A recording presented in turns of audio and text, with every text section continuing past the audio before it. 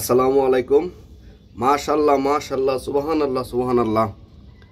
আমি গাছকে ভালোবাসি বিদায় আল্লাহ তাআলার একটা বিশেষ নিয়ামত। দেখেন, আমি থাকি পাঁচতলার উপরে। এই পাঁচতলার উপরে একটা বট গাছের চারা, এটা পরগাছা বলা যায়, কারণ এই বট গাছের জীবন কাহিনী দেখলে বোঝা যায় যে এরা হাজার হাজার বছর যাবৎ বেঁচে থাকে।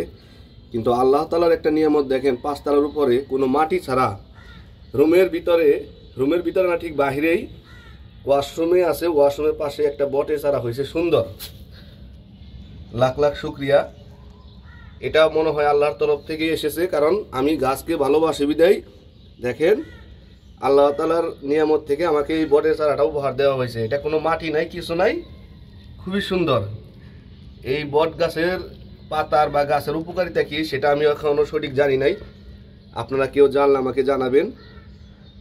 দেখেন খুবই সুন্দর কচি পাতা, মানে এটা যদি সেই হাজার হাজার বছর বেঁচে থাকে তাহলে কি হবে।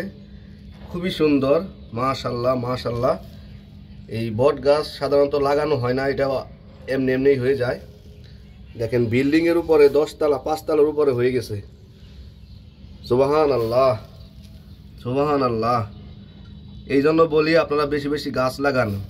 একদম সবুজ, একদম নিখুঁত, কত সুন্দর পাতা।